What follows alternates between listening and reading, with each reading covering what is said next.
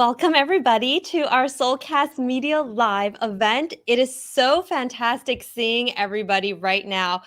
If everybody can see me and can hear me, give me a thumbs up on your end. I just want to make sure all the tech is working beautifully.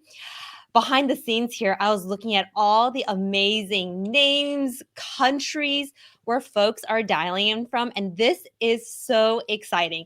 My guest and I, Lung, we are so excited to get started today. You are here because we are going to be talking about a topic very close to my heart, speaking to engage and influence.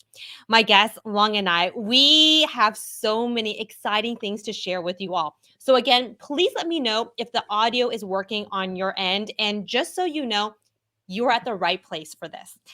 Again, welcome everybody to our Soulcast Media live event. Thank you everybody for the thumbs up. This is actually my guest, Lung's fourth time here. And there's a reason why I just keep calling Lung and I just say, hey, come on, we're going to be doing this. It's going to be great fun. So before we dive into today's conversation, I want to do a quick intro about today's event so we're all on the same page. Today's event is going to be about 45 minutes or so. And trust me, it's going to go by really fast because this is going to be a great conversation. This is going to be a talk where Lung and I are going to be sharing our favorite tips when it comes to how can we all become better communicators. There's no doubt speaking well, advocating for ourselves, being engaging, and influencing are one of the most important things. Now, if this is the first time you're meeting me, I'll do a quick intro. My name is Jessica Chen, and I'm the founder and CEO of Soulcast Media, and we are a communications training company. So we do all things communications because the truth is, at the end of the day, it does come down to communication skills. We offer workshops, one-on-one coaching. We have a monthly communications membership, and I actually do a lot of speaking engagements too to help teams feel better and better motivated to communicate at work. I just want to say right now, we have over 130 of you dialed in from across the world.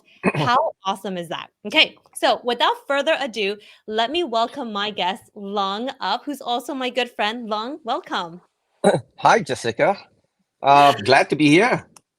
And like you said, this is the fourth time. I Fourth know. time in 2.5 years. So we do one about once a year, I think. So, Thank you for very always excited. thank you for always saying yes to doing this. Every time, I always say, hey, Lung, I text you. I'm like, hey, what's going on? Are you free in the next month or two? And I'm always so grateful. So actually, before we even get started, for those who don't know you, Lung, can you give a quick intro of who you are and the work you do? Sure. I'm Lung. I'm a banker with an American firm. Um, and I've been at the job, same firm for 33 years. I have my family of four. I've got my wife, Audrey, two kids, both working in London now. Besides work, I am involved in charities in Singapore.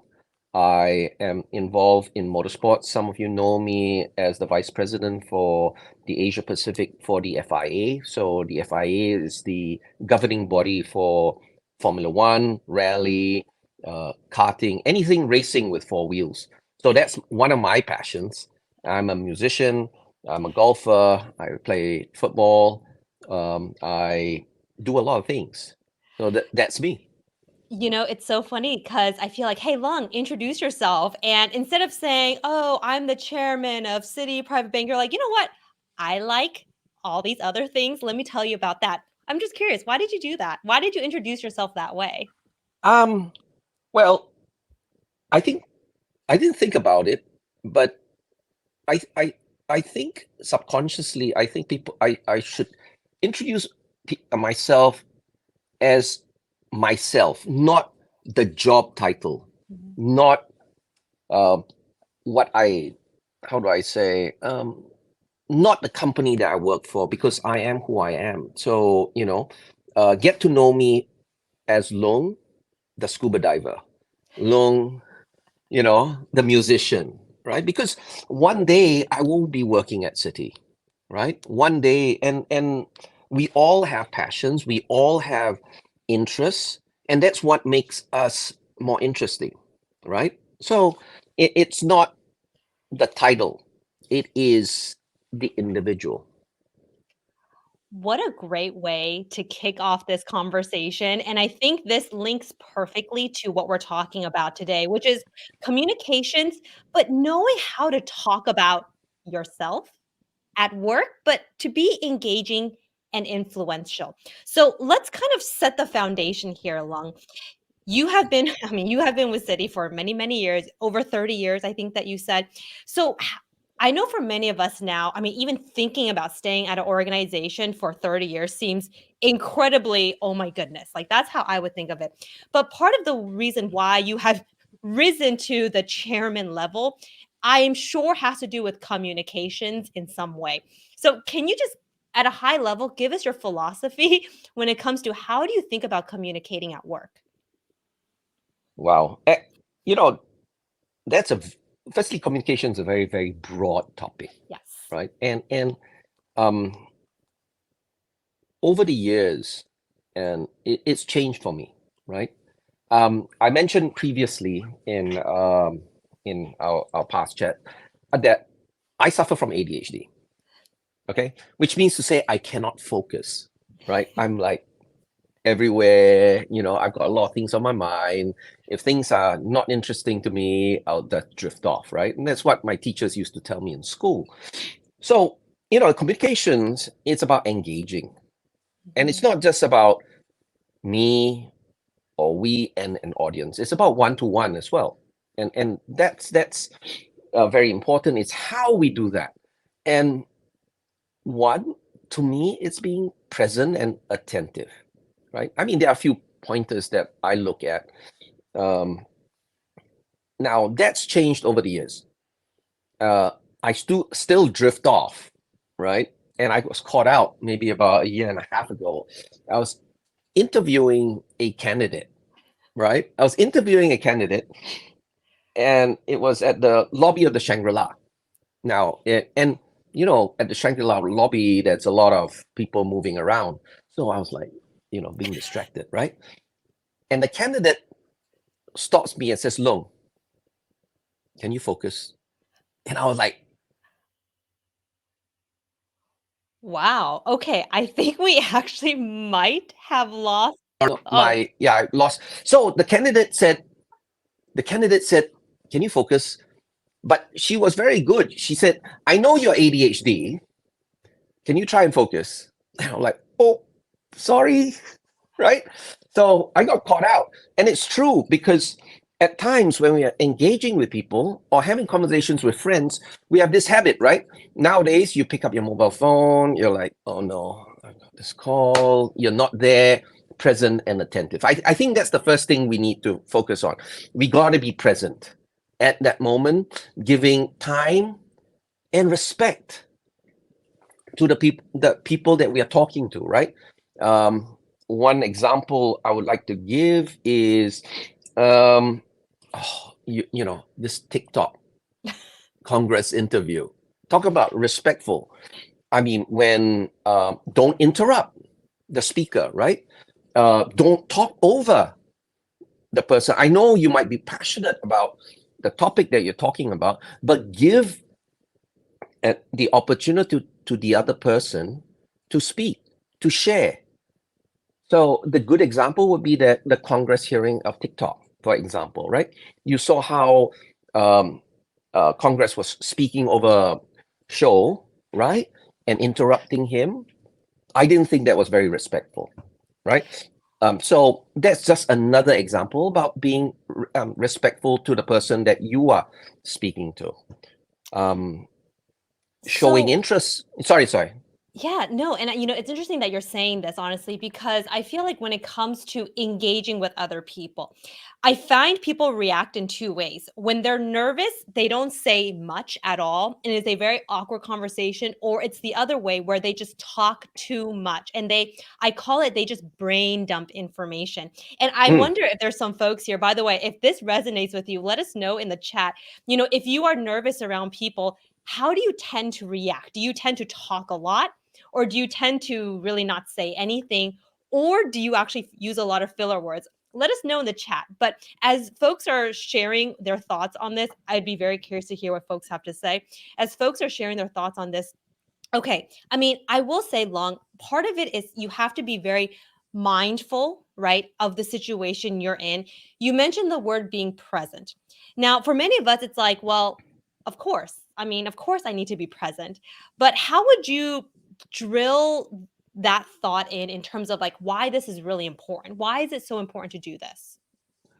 Um, One, as I mentioned, being respectful to the other person to show that you are there, you're actually listening to them, showing empathy, that what the other person says is important, right? If not, being present, you could be there physically, but your body language may say something else, right?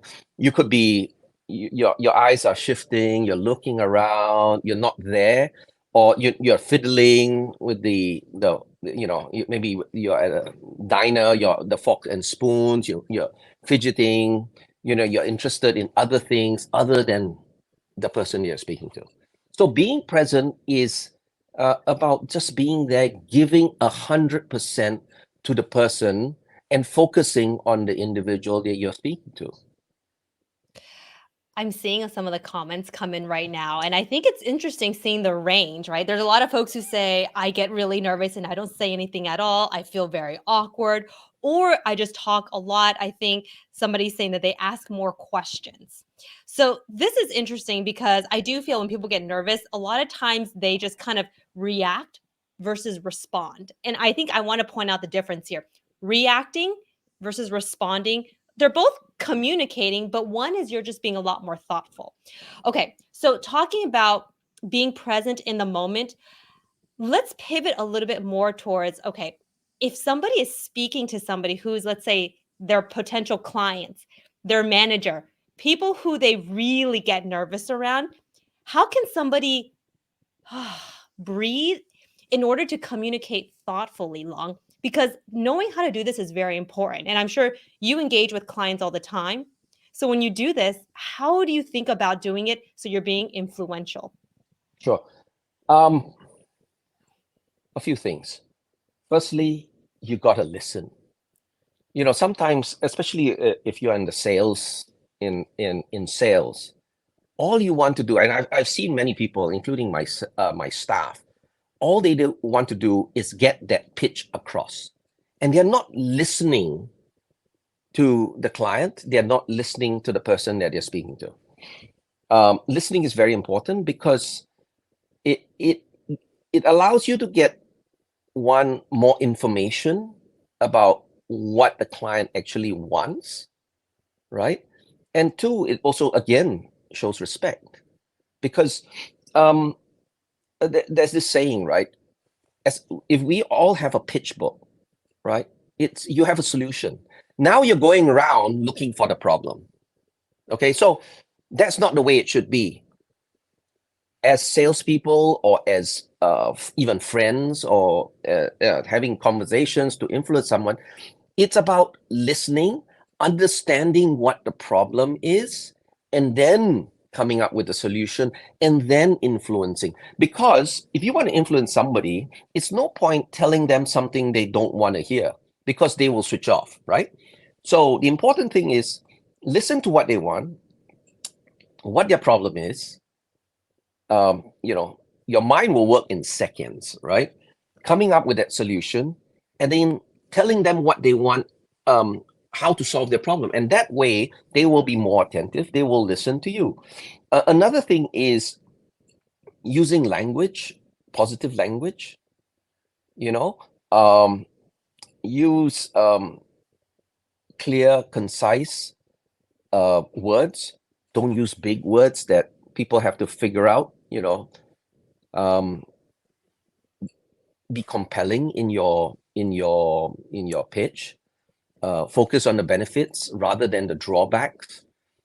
Being clear, for example, means tell them what it is instead of I always use this joke about economists, right? Whereby they will say, market could go up, but at the same time, it could go down. And then in the end of the day, it leaves you hanging, right? You're not sure You're like, so what? what is it, right? So I think it's important to build that rapport. Now, building rapport, um, it's a bit like dating. Okay, if you want to go out for a date, what do you do? I always use this dating as an example because usually when you go out for the first few dates, most people are on edge. They try to make a good impression. Um, they build rapport. They try to talk about things that are common, right? To influence each other. And usually on first dates, usually it doesn't work all the time, but you tend to listen more. You want to get to know the other person, right? And it's interesting because culture comes into play. In the Western world, um, usually Westerners tend to push, right? Products, ideas. Look, I have this for you. This is the best thing since sliced bread. You got to buy this. In China, they will not sign any document. They will not do anything for a while until they get to know you. You got to go drinking with them. You got to socialize them. They want to know whether they can trust you first. Let's be friends first. Let's see whether we can do business together. Okay. I want to unpack a lot of things that you just said because I feel like everything that you just said is something that we can even focus on so much. And by the way, Alvin, I see your comment here. If anybody's having some tech troubles and we keep jumping back, just refresh your browser and you should be right back on track. We're live right now. So we're going. Okay. So Lung, as you were talking about how a lot of times people focus on having a script. Now, I feel like for many of us, including myself, I was always taught, you have to study hard, right? You have to do the work. You have to make sure you get everything right. And sometimes I feel like that mentality doesn't necessarily set us up for workplace success. That mentality of just putting your head down and just working, working, working, doing as you're told is important. But at the end of the day, it's all about the relationships and the people you know. So sometimes I feel like we have to get out of this mentality of we have to get out of our comfort zone and not stick with a script. Now, you mentioned it's relevant for salespeople. I think this is relevant for anybody because, again, at the end of the day, even though if we're in, like, I don't consider myself in sales, I'm sure a lot of folks here don't consider themselves in sales, but at the end of the day, you have to sell yourself and your skills and your ability. You have to be likable. And that is where sticking to a script does not help you become likable. It's honestly, you study what you need to say, but you don't have to follow it all the time. You go into your meeting, put your script aside, and just get to know the person you're with, right? That's where the magic happens. So I think you're spot on. It's not easy though, because if you're nervous, you will tend to follow the script, and it's happened to me, right? I've in the past when I first started doing public speaking for the bank, I'll get on stage. My PR department will write the script, right? What do you have to say today? These are the key points, and it's this paragraphs, right? Now the problem with paragraphs is you'll be looking and reading off that script. Yeah. By doing that, your eyes are not focusing on the audience. That's one. Two, you're just reading. There is no rapport. You're not building connectivity with your audience. So the script is actually will retard you, will hold you back in building that rapport. The way I'm doing it these days would be just give me the bullet points. Like I wrote some notes for today's session. So I put down here like present and attentive, show interest, look into eyes, find common ground like dating. You know what I'm saying? It's there on my screen, but it's just little bullet points. And then I will talk around this. Yeah. Because if I had that script, I'll be reading, you know, and somehow that I will lose that connectivity with you and the participants in this webinar. Okay, I want to take this concept right now and I want to make it really tangible for people. Many of us probably have to give presentations at work. Many of us right now, when we're putting together a presentation, maybe we're writing out the script because we're nervous or we want to make sure we remember everything. Now, I will say, I don't think there's anything wrong writing a script, but I do think if you marry yourself to it and you force yourself to memorize the script, that's when things go wrong. Now, our topic today is engaging and influencing. It is very hard to be influential and engaging when you're thinking, what's that next word I want to say? Do what Lung is saying, map out bullet points and then talk around this. It's going to be so hard in the beginning, but trust me, I really believe, and I used to do this too. I used to script things out. Once I kind of like let go and feeling like I needed that security blanket, my communications got a lot more natural. I don't know if the same Yeah, thing with you. yeah. So um, when I first started out public speaking, one of the things I did was speak in front of a mirror, right? Oh, it's so weird, right? Awkward, right? Speaking, yeah, very awkward. Speaking in front of a mirror. That's one. Secondly, I would break things up into 3 points each. That's just my own style, right? I would, what's the key topic here, right? What's the big heading? Let's say present and being present, right? And then I would have 3 sub points under that. I would be like, be attentive, don't look at phone, right? Listening. So 3 sub points. So to support your main point, and then another main point, and then another 3 sub points, and that's how I operate, right? So it consolidates what I'm trying to say in each of these points. And that's it. I mean, it's the I mean, you said three. I call it the magic of three. It's really true. If you can, if you can condense it into three things, that's actually how people will remember things too. Now, I want to actually add one point to this. So, oftentimes when people are presenting, right, they're very nervous. Suddenly people who are your peers who are watching you, you suddenly are like, wait a second, I have no problem talking to them one on one, but something about them watching me now makes it seem like the dynamic is so different. At the end of the day, I want to emphasize this. We're all people at the end of the day, even though your manager may be there, maybe a potential client is there. At the end of the day, we're all people. There's the humanity of this experience.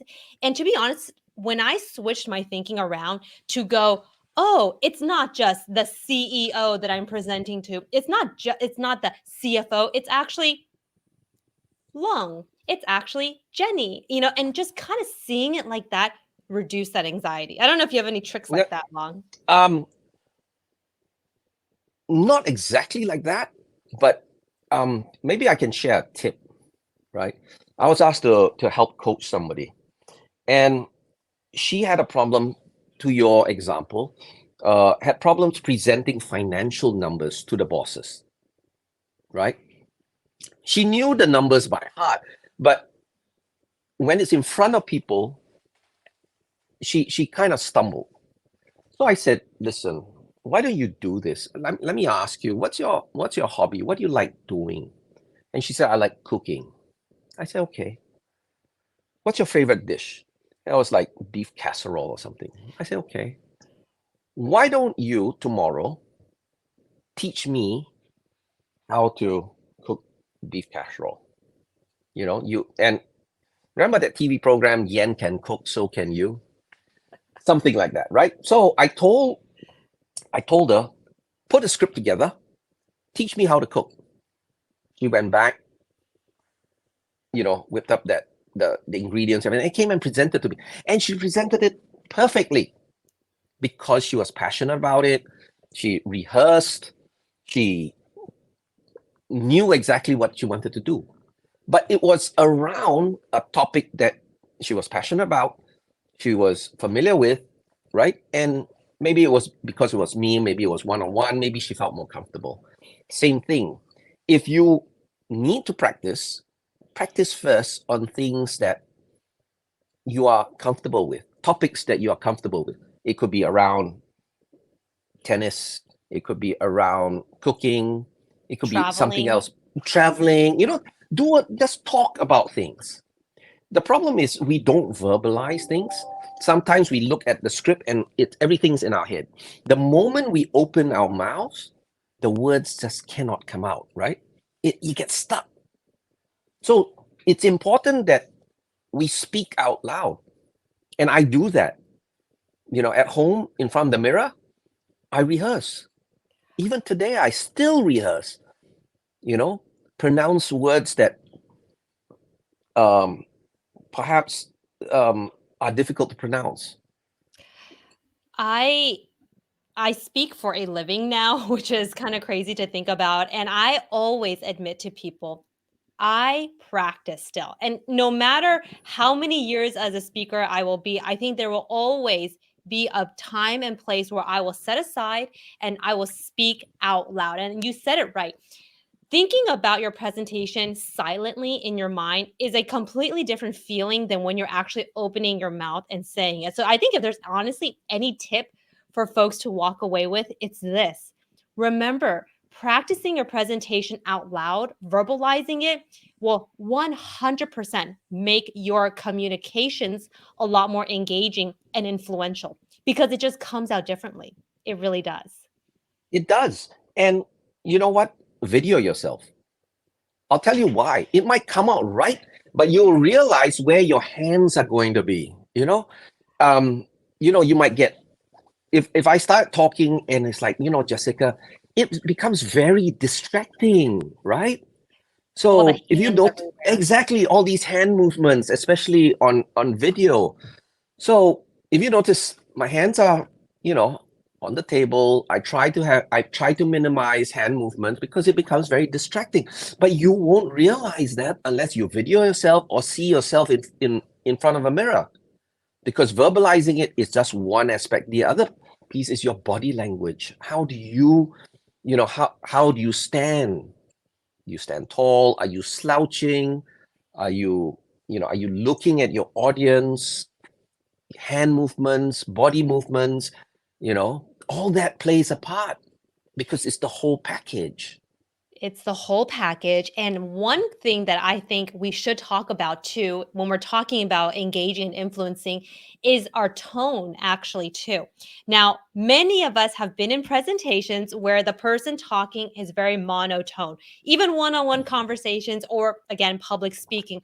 Lung, what do you think about tone of voice when it comes to being and It engaging and it is influential? it's everything. It is everything. So, for example, um, I like to I'm very high energy, and you can tell, right? So, um, having energy is very important, and being monotonous in your presentation doesn't help. So, if I were to read what's on my screen, it's like present and attentive, don't look at phone, avoid distractions, listening, show interest, look into eyes. As compared to being present and attentive, don't look at your phone, avoid distractions, show interest, look into the eyes. It's very, very important. Notice the how I pronounce and the peaks and troughs, space between words, pauses, the amount of energy that goes into it. So the people that help me out in Citi's PR department, and they do a great job. They know every time I go up, before I go up on stage, they will give me a can of Coke. 5 minutes before going on stage, they will give me a can of Coke Classic because there's extra sugar in it, right? And I take 2 sips before I go up because that will give me an additional boost, right? Uh, and energy is very, very infectious. You go up there, let's go get them. Everyone will follow you. No one wants to follow a leader that's just so laid back, so Love it. relaxed. You want people like, come on, let's go, gang. And everyone, yeah, let's go. Okay, I imagine that.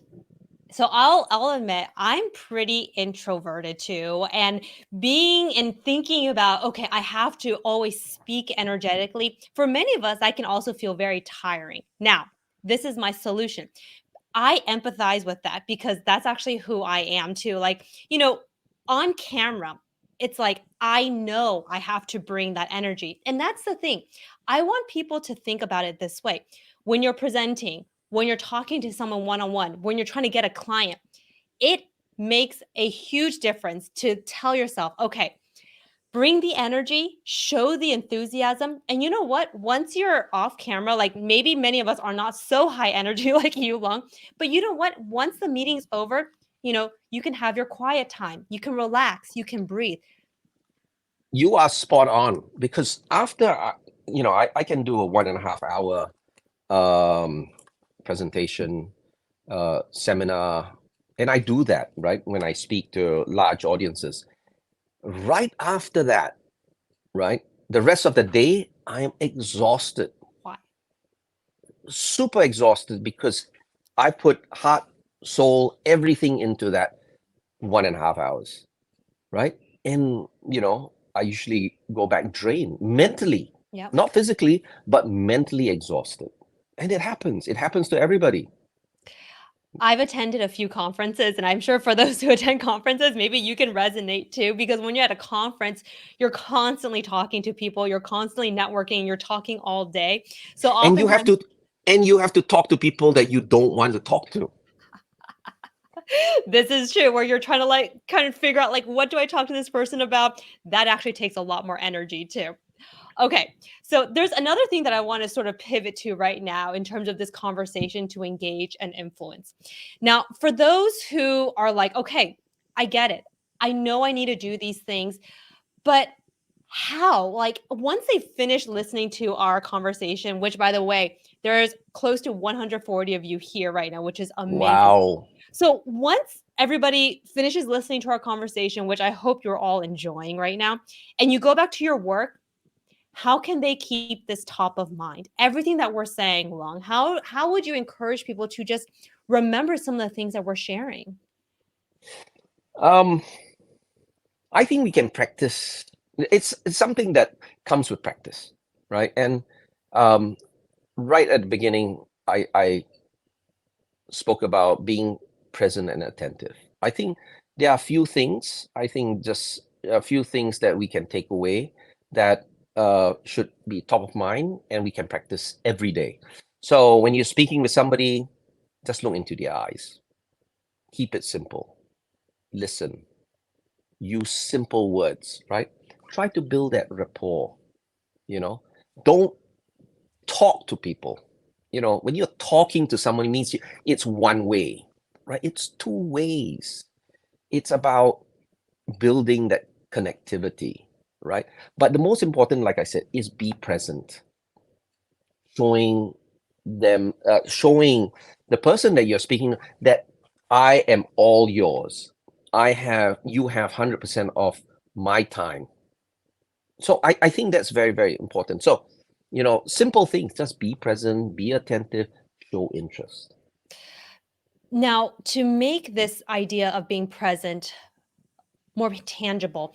The reason why this is so important is because when you are fully present and listening, it doesn't mean that you're not talking either because the other person wants to engage with you. But being present is very beneficial because when you're truly listening to the other person, you can then be sure to leverage the things that they just said.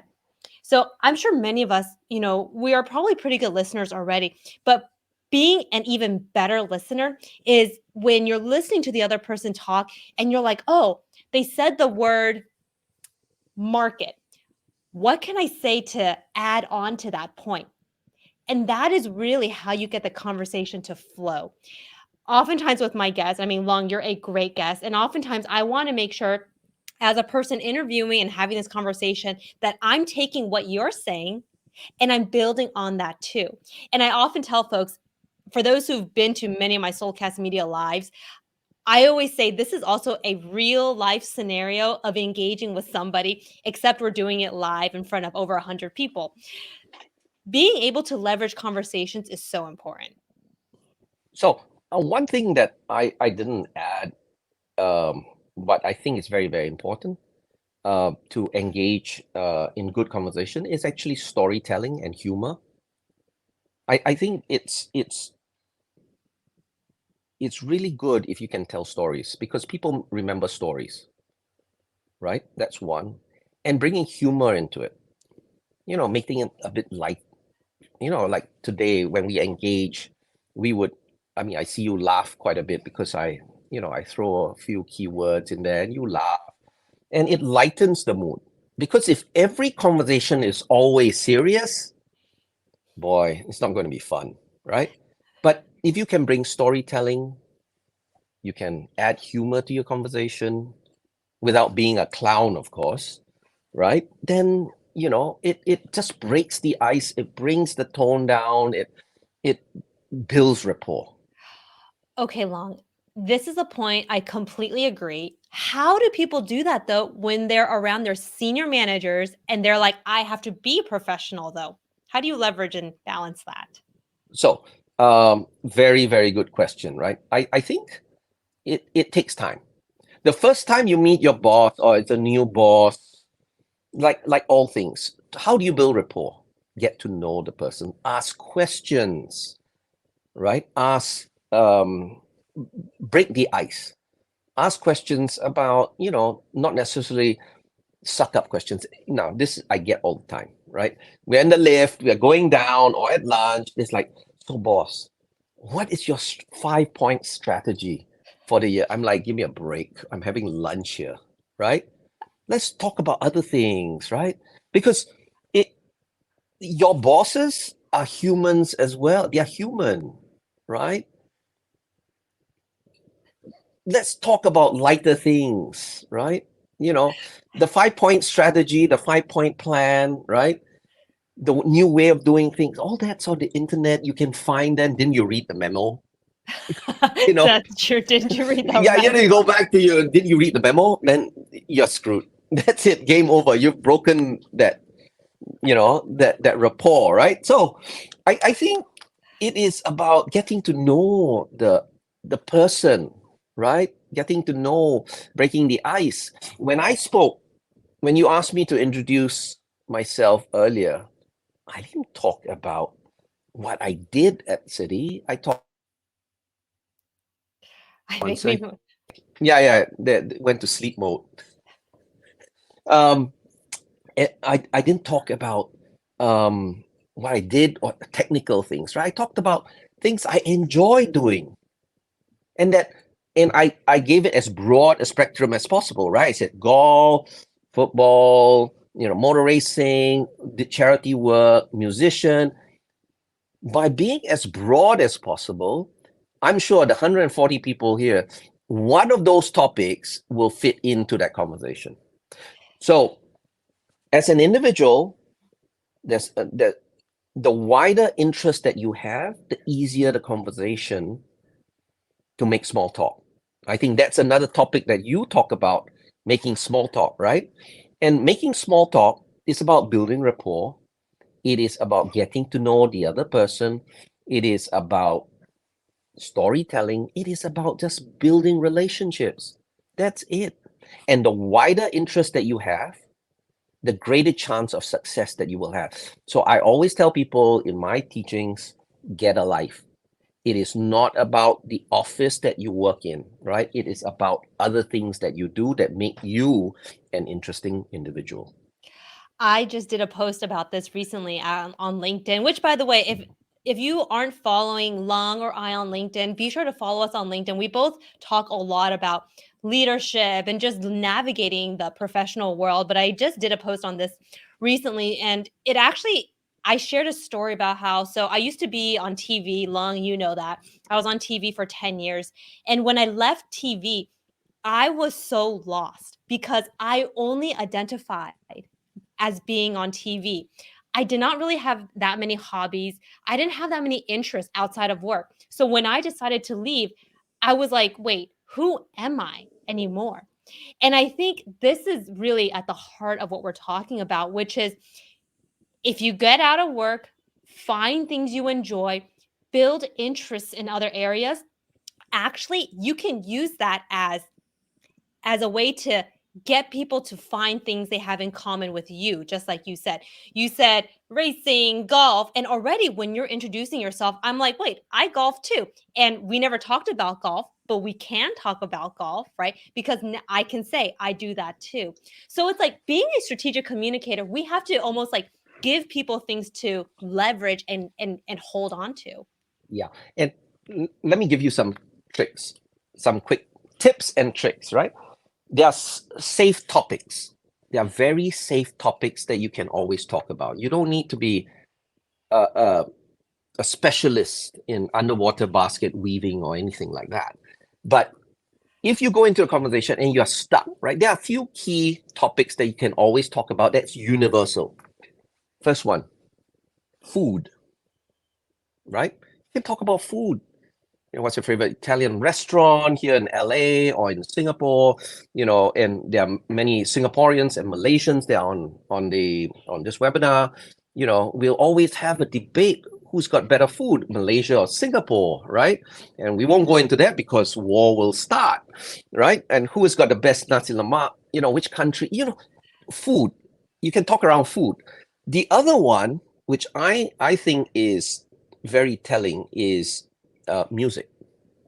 Now, you said you golf. I golf. Now, when I golf, I have a speaker, a music speaker as well, and I play music on the golf course, right?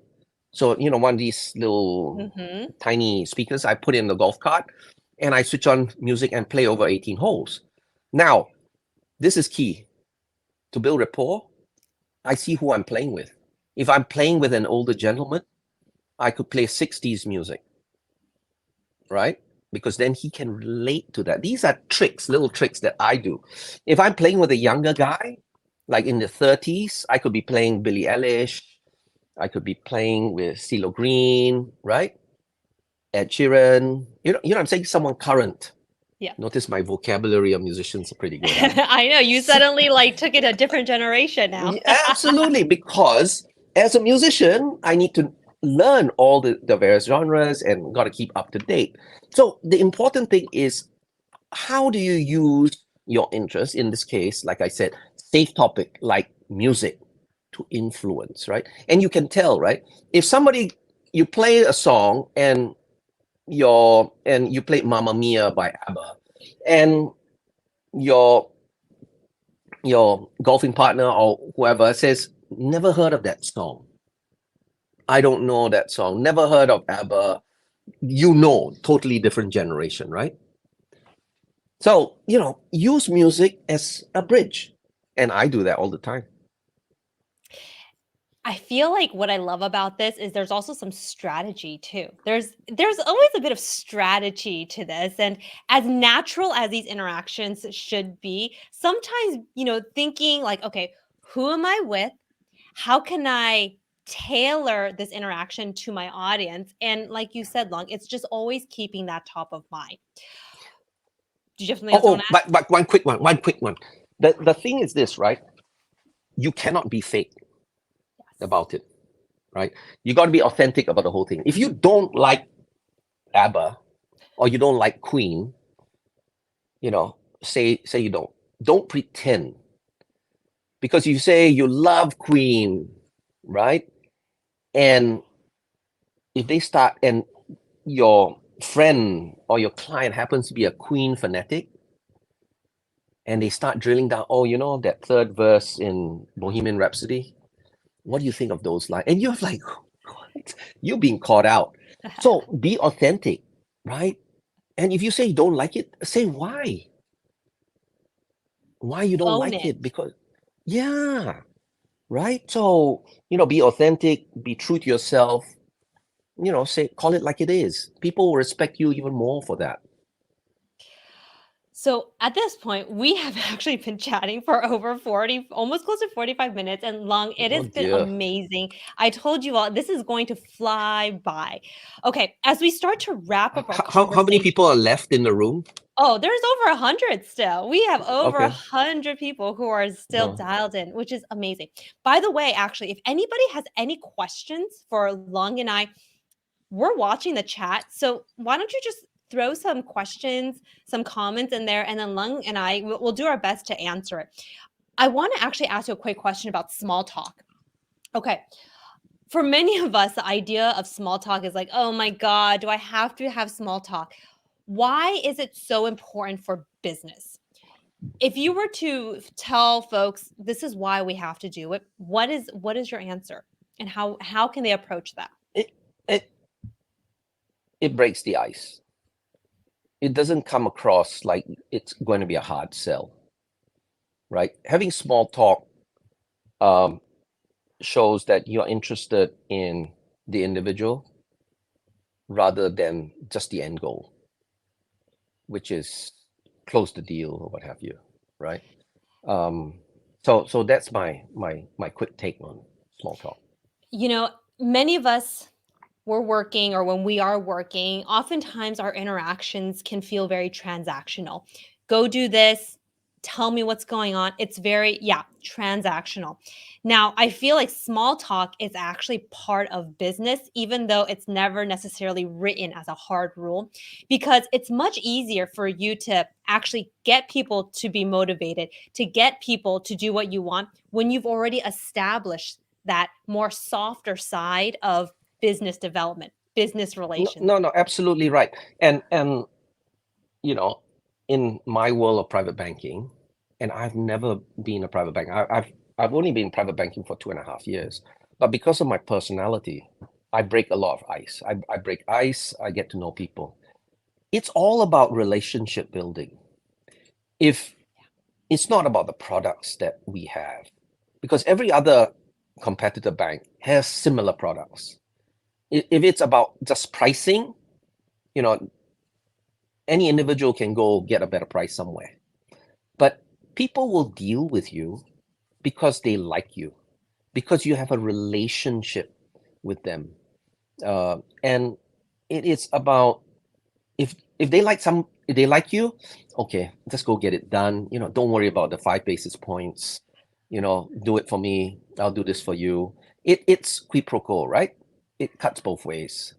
So it's not about the products. It's about relationship.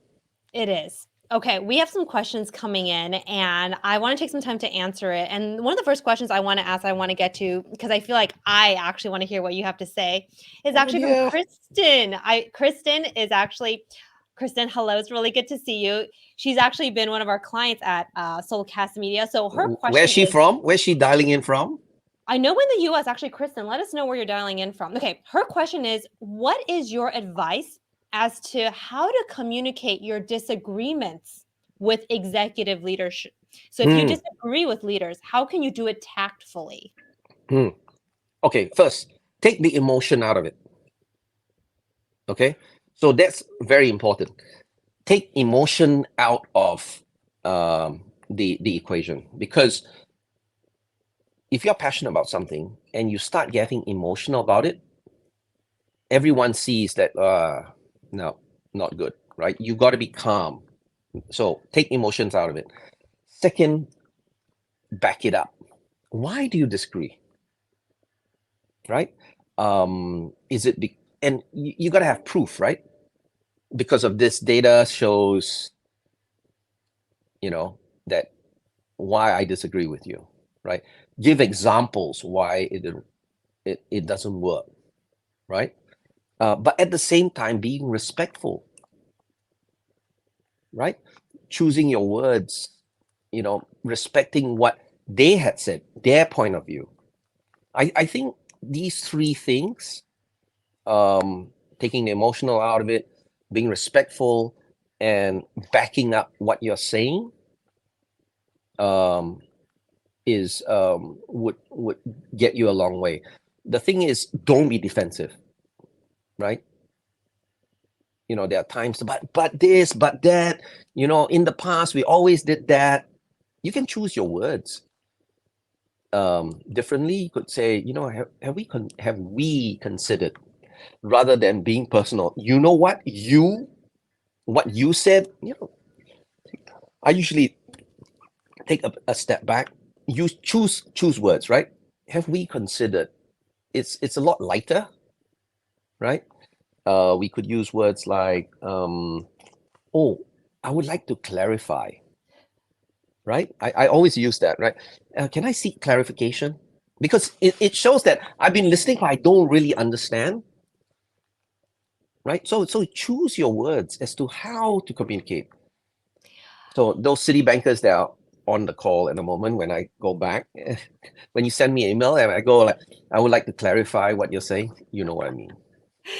Kristen, I want to answer this question too, and to add on to your point, Long. So for me and the communications work that we do, I like to always offer frameworks or something that people can remember. So whenever somebody asks me this question, how can I disagree with my manager? The key word is you have to do it with tact. TACT. Now, tact basically means being sensitive to the situation, but let me give you a framework. So if you break down tact, T, first is you have to turn your thinking around. So, kind of like what you said, Long, like don't go in defensive. This is what I mean. Turn your thinking around. So, you go in thinking, okay, let me try to be more positive. Let me try not to be defensive. So, that's number one. The A, articulate the process. So, tell your leaders, like, maybe what has been going on, maybe why you don't agree. And then the C, is communicate solutions. Lung, there's been people who may just dump problems, but they don't offer solutions. As a leader, I'm sure you're like, please go back and come back with some solutions. So that's my C. And then the T is then you talk it out together. Lung, what do you think of my tact framework? No, That no, was that's very, very good, right? I think I'll write that down as well, so I please can write use that that. down. Yeah. Okay.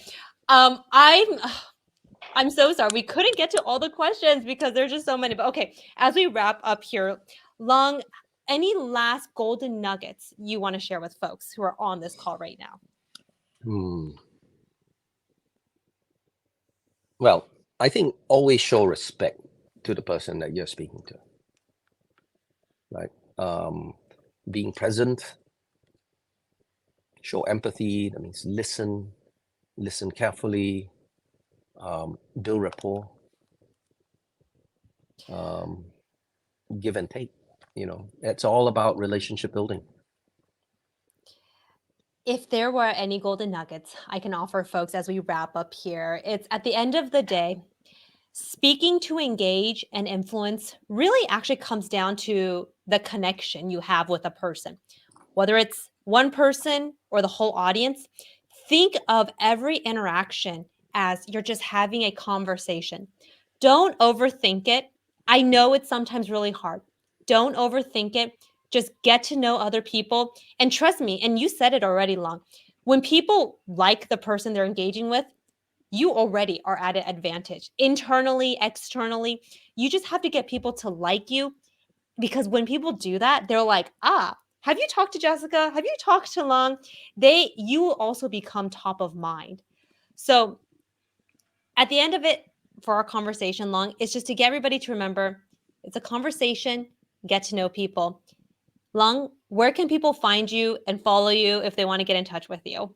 Well, I suppose LinkedIn would probably be the best, right? So you can look me up on LinkedIn. I'm there.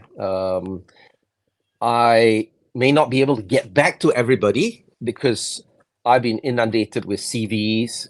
Okay, I've been getting a lot of CVs. I'm really, people send me messages. I'm really good. I need a job, but but you can reach out on LinkedIn. For those whose questions we did not get to answer, feel free to, you can message me on LinkedIn. Afterwards, we'll try our best to maybe answer some of the questions that we did not get to in this chat, because we want to do our best to let you know we are here listening. But again, if you don't follow Lung or I, follow us on LinkedIn. We're very, very active. We're constantly posting content on leadership, professional development. Lung, thank you so much for spending, I believe it's your morning with us. Yep, It's it it's is. my evening here in California. And for everybody who joined, we appreciate you spending the time. Now, some quick housekeeping tips. We have another Soulcast Media Live coming up in about 2 weeks. This is going to be about communicating and leading with humility. It's going to be a great event. So if you want to RSVP for that, go to our website, soulcastmedia.com. If you've loved everything Long and I talked about and you're like, wait, I didn't take down notes, the VIP pass on your screen, we send you all our show notes if you are a VIP pass member. So be sure to grab that, and you can all find it on our website, Soulcast Media. Okay, Lung, thank you so much. And thank you, everybody who dialed in. We look forward to having you soon. Take care, All right. everybody.